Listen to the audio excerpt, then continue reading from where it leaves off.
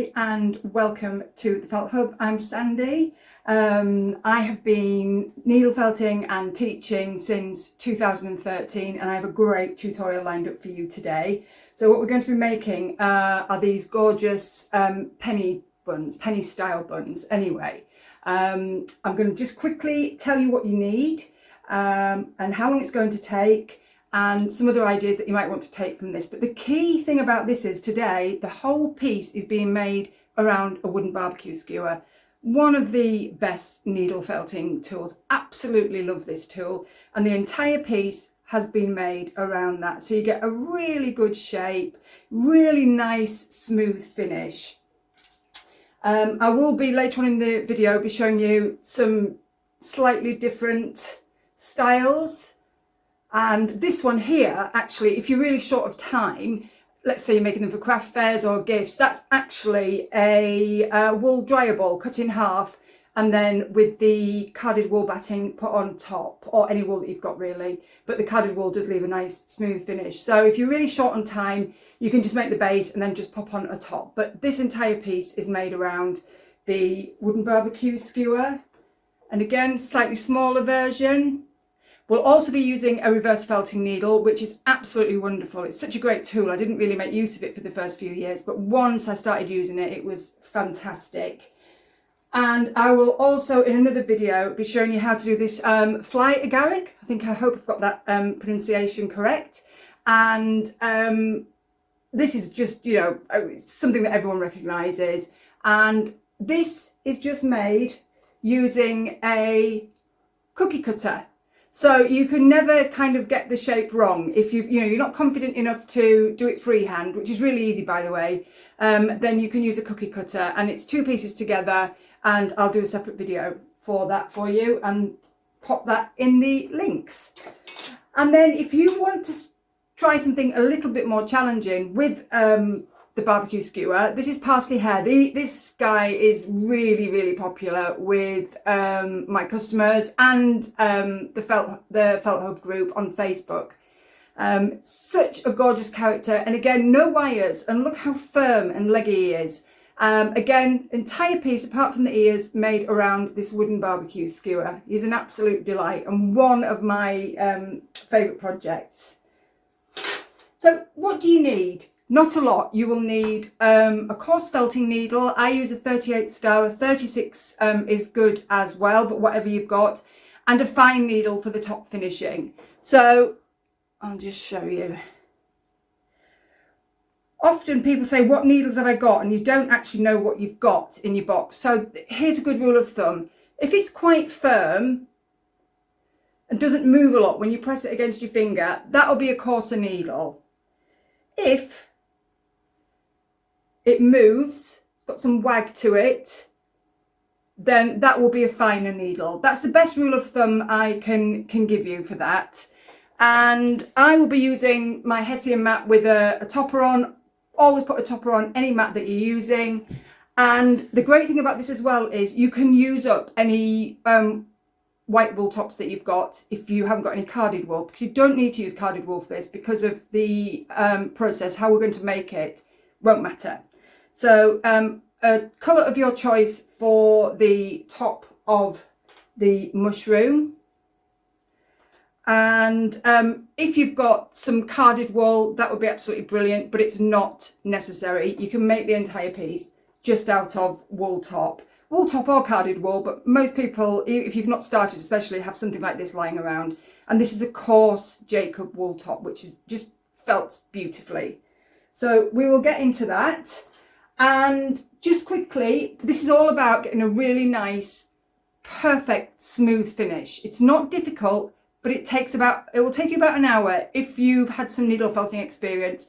If you're new, then it might take you an hour and a half. Make one, it won't be perfect. Crack on, make another, and I promise you by the third, at the very most, you will be producing that. I also have a tutorial if you really want to know how to get those lovely, perfect, smooth finishes, then there's a tutorial for that also, and I will pop a link in the description for that. So we'll get in there. Please like and comment. Ask me anything in the comments. Love questions. So feel free to ask and just make sure you support the channel. So we'll get in there.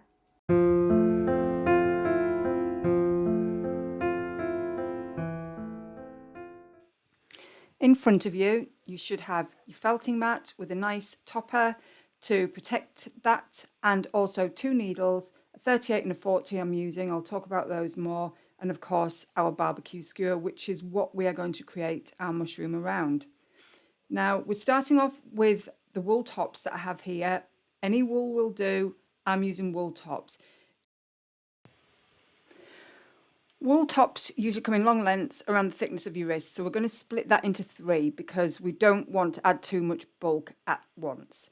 So you take your barbecue skewer and you start to wrap your wool top around the barbecue skewer. Now the trick with this is keep your finger on it, keep it tight. What we want to do is keep air out of it. Do a couple of turns on the skewer and then just poke with your size 38 needle, which is more robust. So this will help stop this breaking against the wood. Use finger guards if you have them, because your fingers are quite close to the skewer. I'm used to it now, so I don't bother. But if you do have them, try and use them. And then continue to wrap a little section more, keeping that wool flat. Can you see how I'm holding it with my thumb and I'm actually making sure it's flat and that it doesn't twist? And this takes all the air out of that wool, because what we're doing here is we're negating the need to spend a lot of time needle felting. This really cuts down the needle felting time. As well as that, gives you a really, really good shape. So we're aiming for a good shape, no air, nice and firm. And then just keep felting as you work your way up, and then we'll decide how tall we're going to make this mushroom. I'll probably do mine a little bit taller than this. This one is around, I don't know, 10 centimeters, something like that, but I'll probably do 11 or 12. I'll probably do a bit of a longer stalk on it. So continuing to move the wool, keep it flat, keep it tight, no air. Remember, that is the key, no air in there. And then just tack it gently as you're moving up the barbecue skewer. And because it's wood, what happens is it allows the wool to really hold on to it. So it tends not to slip. So if you were to use, like, say, a metal skewer, then you would find it problematic insofar as the wool would sort of tend to slip as you were moving it around.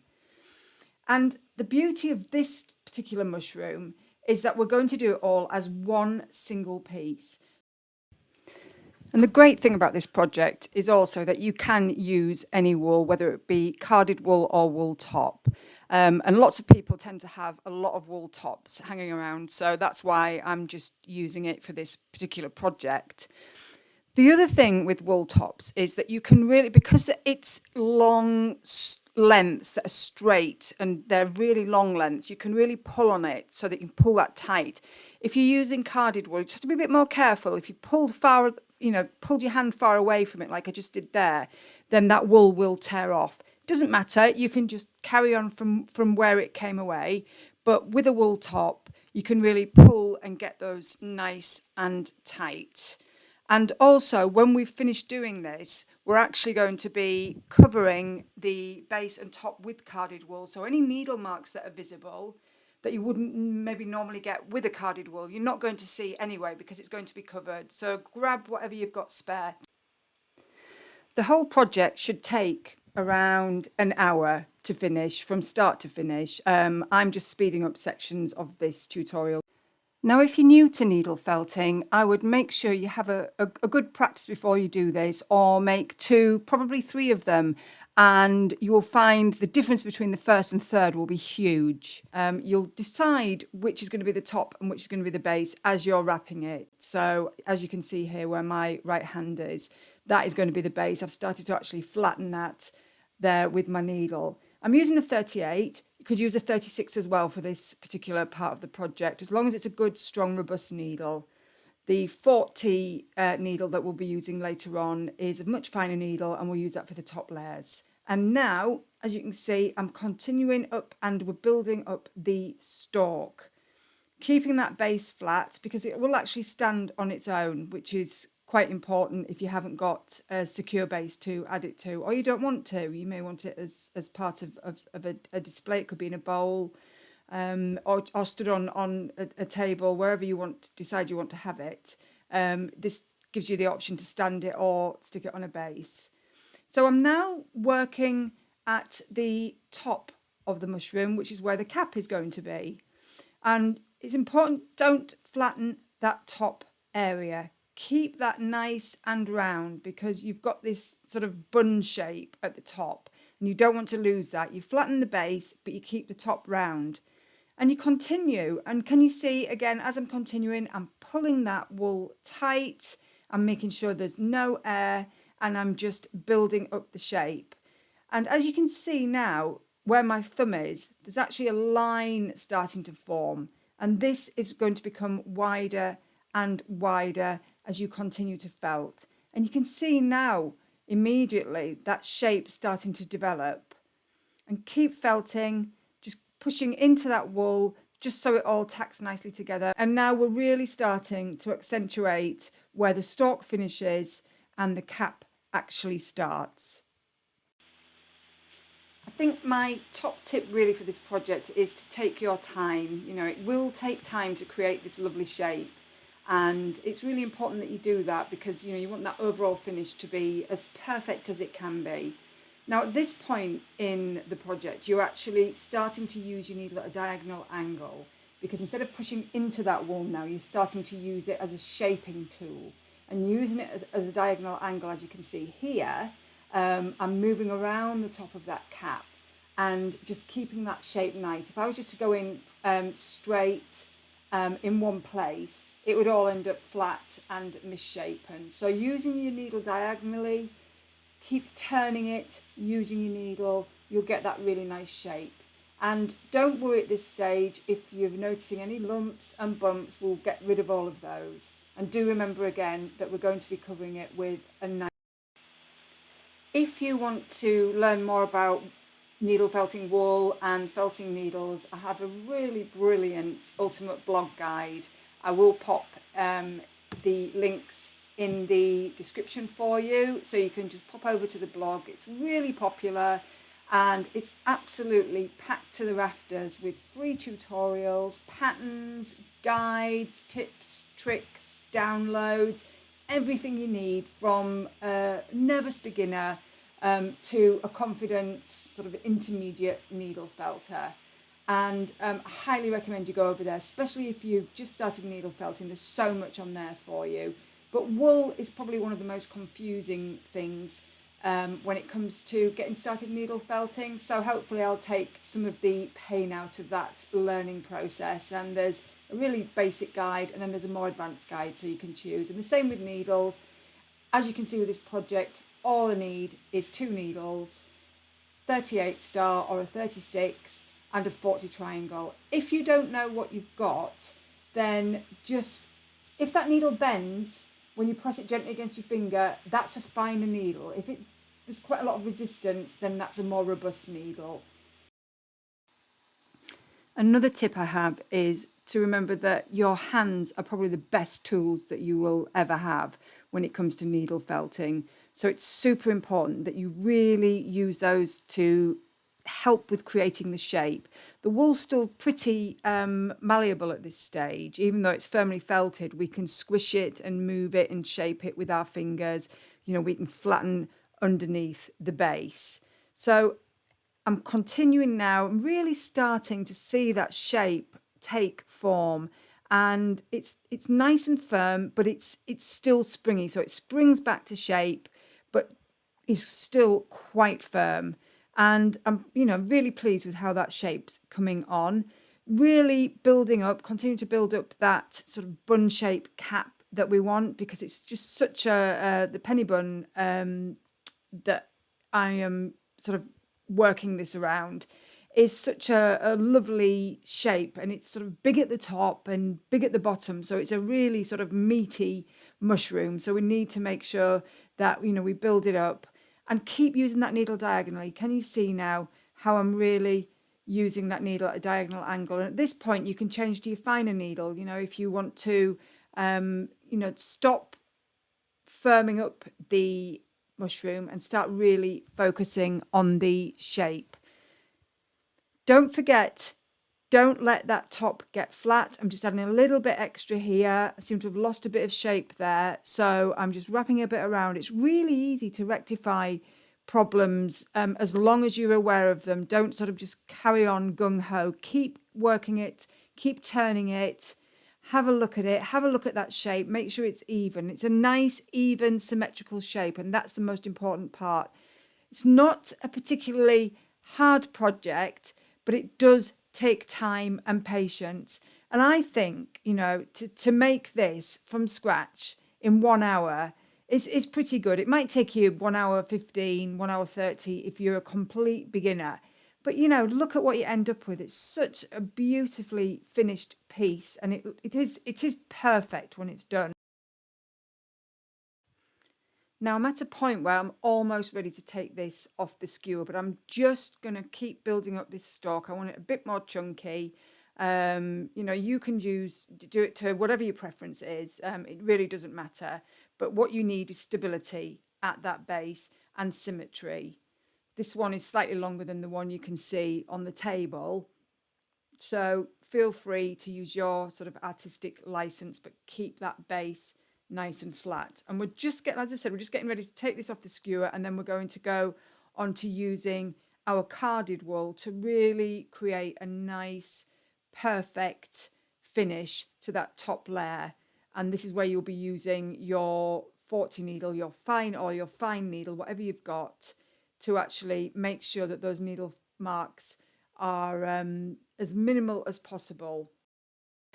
So let's start preparing for the carded wool top layer, which absolutely isn't necessary, but I love to use this technique with a lot of projects where you want a really lovely top coat finish with really few needle marks visible, and it just lends itself perfectly to this mushroom project. So I'm using carded wool bats here. You can use the long lengths, also called slivers, and I've just put a layer around the base like a skirt, and I'm felting it right under that mushroom cap. So it's not visible. You won't see where the joins are.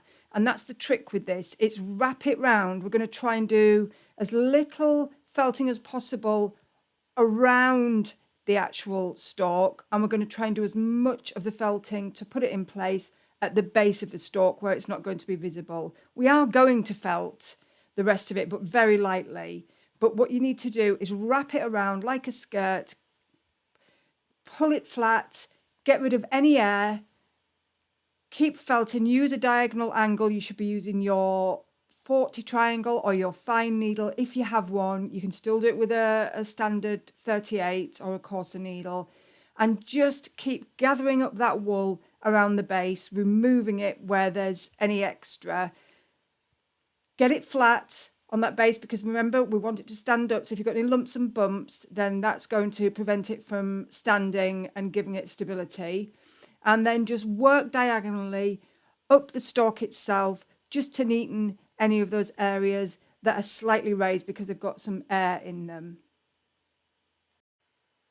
So check the stability. If you're going to stick it to a base, then you don't need to worry about this at all.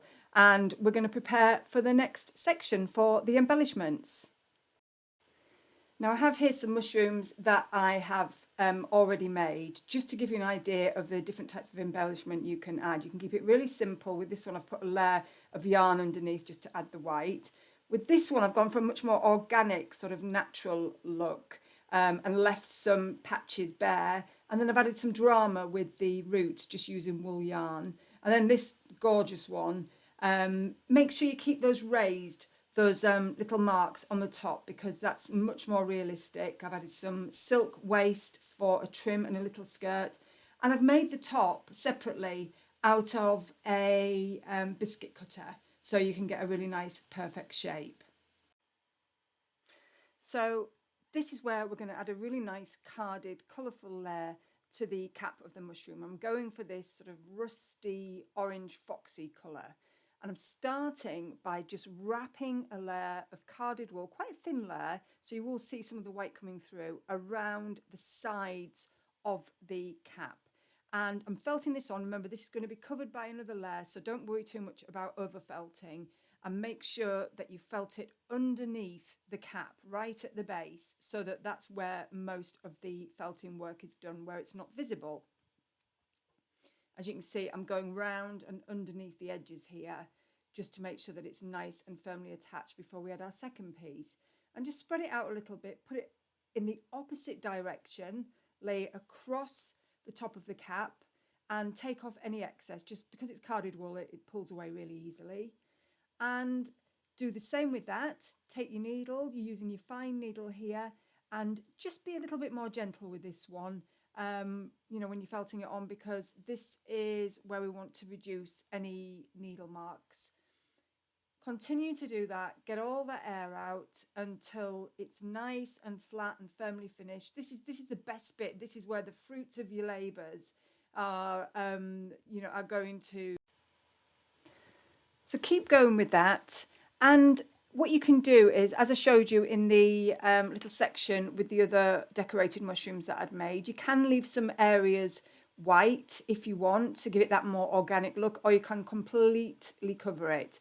And then what we're going to do after we've secured all of this is we're going to use the tool, which is the reverse felting needle, which you may have in your felting box but never have used because you don't know what to do with it. Well, I'm going to show you how we can create some really beautiful, subtle light and shade effects with a reverse felting needle. It comes in handy for so many projects.